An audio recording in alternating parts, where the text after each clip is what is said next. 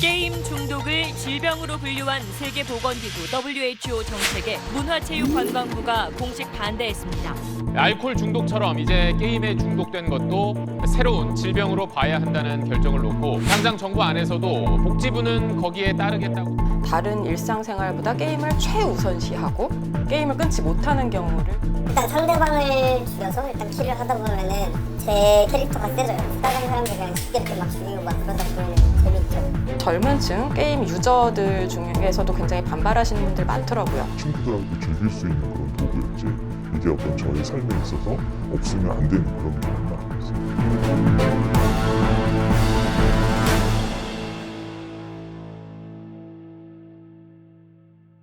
요즘 게임 중독을 둘러싼 논란으로 우리나라가 떠들썩한데요. 네. WHO 즉 세계보건기구가 최근에 내린 결정 때문이라고요? 네. 25일 밤에 스위스 제네바에서 열린 WHO 총회에서 그 게임 중독을 질병으로 분류하는 그 내용을 담은 국제 질병 표준 분류 기준안이 만장일치로 통과가 됐습니다. 그러면서 게임 중독에 6C51이라는 코드가 부여됐거든요. 이건 정신적, 행동적, 신경 발달 장애 영역 하위 항목이라고 하더라고요. 근데 이게 사실 꽤 오래전부터 예고가 됐었던 거라서 시끌시끌했어요. 게임 업계를 중심으로. 글로벌 게임 산업의 규모가 생각보다 굉장히 큽니다. 한 150조 원이 넘는 규모고요. 이 중에 우리나라 게임이 차지하는 비율이 6.2%, 미국, 중국, 일본에 이어서 세계 4위라고 하더라고요. 그래서 지난해 콘텐츠 수출액의 절반을 게임이 차지하고요. 그리고 국내에서만 봐도 전체 콘텐츠 산업 매출액의 11%가 넘는 13조 원이 게임에서 나온다고 합니다. 그러니까 정부 차원에서도 우리 미래 산업, 먹을거리로 이 게임 산업을 생각하고 있기 때문에 이 게임 중독을 질병으로 분류하는 것에 대해서 굉장히 민감하게 반응할 수밖에 없는 상황이죠. WHO가 정한 게임 중독자의 기준이 따로 있나요? 대부분의 게임 사용자는 중독이 아니다라고 WHO에서 이미 밝힌 바가 있거든요. 예를 들어 이제 게임 통제 능력이 손상되고 다른 일상생활보다 게임을 최우선시하고 그 때문에 좀 안 좋은 상황들, 부정적인 결과가 생기는데도 12개월 이상 계속 지속하는, 게임을 끊지 못하는 경우를 게임 중독이라고 하거든요. 그러니까 지속성, 빈도, 통제 가능성을 다 봐야 한다는 거예요. 뭐 예를 들어 직장 생활이나 아니면 학생들 같은 경우에 학교 생활, 뭐 교우 관계 그런 거를 정상적으로 하지 못하고 게임의 모든 것을 몰입하고 가장 게임을 최우선시하고 그래서 뭐 학교 생활이나 직장 생활에 좀 심각한 문제가 발생하는데 못 끊는 거 그렇게 생각하시면 되거든요. 대부분의 게임 유저들 뭐 그냥 휴대폰으로 출퇴근길에 즐긴다거나 아니면 학교 끝나고 공부 열심히 하고 숙제하고 뭐 PC방 가서 게임을 한다거나 뭐 집안이나 어떤 교우 관계에 특별히 문제가 안 되는 분들은 걱정 안 하셔도 될 것 같습니다. 실제로 그 국내에서 연구된 걸 보면요. 게임 과몰입 상태였던 청소년은 1.4%에 불과했다고 하더라고요. 그러니까 굉장히 적은 숫자, 뭐 100명 중에 1명? 굉장히 극소수에 불과하다는 거. 그러니까 왜 나를 게임 중독으로 몰지, 정신질환자로 몰지 그렇게 생각하실 거는 아닌 것 같습니다. 어마어마한 규모의 시장이 형성된 우리나라에서 WHO의 결정이 영향력을 미친다는 건 확실한 것 같은데 게임 중독이 질병으로 분류되면 실질적으로 어떤 변화가 생기는 것인가요? WHO 이번 권고안의 효력이 발생하는 시기가 2022년 1월이거든요. 우리나라 같은 경우는 그 5년을 주기로 국내 표준 질병 사인 분류 KCD라는 걸 개정을 하는데 2025년에나 개정이 가능할 것 같거든요. 그럼 이게 본격적으로 적용되는 건 또 2026년입니다. 지금은 게임 중독이더라도 이 게임 중독이라는 어떤 질병명으로 치료를 받지 못하죠. 예를 들어 뭐 충동장애, 우울증 같은 그런 증상들을 갖고 치료를 받고 있는데 이제 게임 중독이 국내에서 질병으로 분류돼서 건보공단에서 사용한 코드가 잡히면 이제 게임 중독으로 치료받는 사람이 대체 1년에 몇 명이나 되는지, 전국에 몇 명이나 되는지, 나이대별로는 몇 명인지, 남녀 뭐 그런 것들이 통계가 나오고요.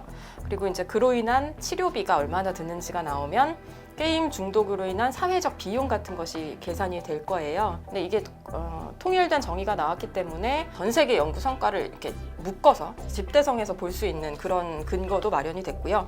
그래서 이제 보건의료계에서는 이런 것들을 근거로 해서 더 적절한 치료법, 예방법 이런 것들도 나올 것이다. 너무 이걸 뭐 게임 중독을 질병으로 하는 것이 게임 유저들을 뭐 낙인 찍거나 게임 중독자를 양산하려는 게 아니다. 뭐 그렇게 일단 설명을 하고 있습니다. 1, 2년 사이에 당장 바뀌는 건 없지만 네. 그래도 꽤 큰 변화로 보이는데요. 아무래도 게임 강국으로 불리는 우리나라에서는 갈등이 생길 수밖에 없을 것 같은데 게임 업계의 반응을 알려주실 수 있으실까요? 게임 업계 반발이 생각보다 굉장히 강력하고요. 그리고 WHO에서 25일에 발표 난 뒤에 총회가 완전히 끝날 때까지 계속 어필하겠다. 뭐 우리 게임 산업 주무부처인 문화부에서도 바로 받아들이질 않았어요. 게임 업계에서는 이미 우리나라엔 셧다운제 같은 강력한 규제가 있는데 이게 게임 중독이 질병으로 규제되면 또 다른 규제가 생기고 뭐 세금도 부과하고 이런 것 아니냐. 게임에 대한 부정적인 이미지 때문에 게임 개발자들, 게임을 사실상 만들어내시는 분들, 그런 분들이 이탈하고 그러면 이제 중소업체들을 중심으로 도산하는 그런 업체들도 나타날 수 있다. 굉장히 심각하다. 그렇게 우려를 하고 있고요. 또 이제 젊은 층 게임 유저들 중에서도 굉장히 반발하시는 분들 많더라고요. 이게 뭐 사실 게임을 잘만 이용하면 또래들과 소통하는 창구가 되기도 하고요. 그리고 스트레스를 푸는 분들도 많고 그 젊은 층에게는 굉장히 중요한 오락거리이자 삶의 축인 경우도 있다고 하더라고요. 그걸로 인해서 사람이랑 소통도 하고 스트레스를 푸는 게 있는데 뭔가 무작정 질병이라고 치우쳐가지고 그거를 금지한다는 것 자체가 좀 저는 문제라고 생각해요.